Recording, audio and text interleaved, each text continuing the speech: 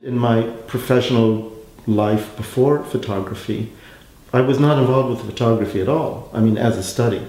And so I kind of brought that fine art mentality with me when I then turned to photography. After getting my bachelor's in art history, I knew that I wanted to go on for a PhD. I thought I would want to teach art history. The following year, going to graduate school, I went to the Institute of Fine Arts, which is part of NYU, and kind of gravitated toward medieval art. It's an insane choice, but it's a wonderful field. So I was teaching at the university for a number of years until the sabbatical. When you're teaching, it's like 3 full-time jobs. A lot of people don't realize how much is involved, but it was like 3 full-time jobs.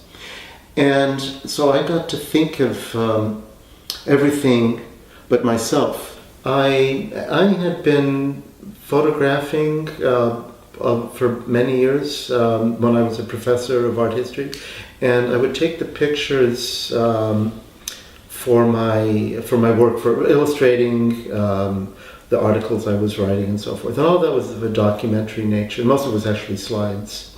And I decided to pursue photography in a more serious way. And then it was no longer necessary to do something that was documentary.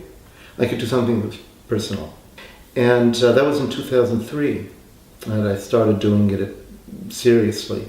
What I found about research, or the approach that I had to art, which maybe is relevant to what I do in photography, perhaps, is that when I was studying something, I studied it always from the art as the point of departure.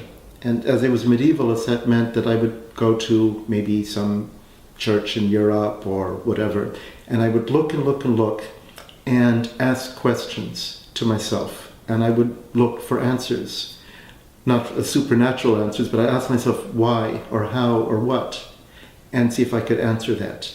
I was thinking about older paintings, older images, and so forth, and the types of techniques that they used at that time. And when I turned to photography, I didn't have much of a technical background in it. And so those two things combined, my experience as an historian and a relative lack of experience in technical things, those two things combined. And I decided, well, I'm just going to make up my own thing, make up my own techniques. And so I did a lot of experimentation. On the surface, what I'm aware of is this, that I just am making things all the time. I have boxes and boxes and boxes of things that, you can always make more than you can sell. So I've got boxes and boxes. And I thought, well, why should I put it in a cabinet? I should have as much out as I can in different types of series that I've been working on. Also, I can make things specifically for a space. If you're making work, I guess you have to believe in it.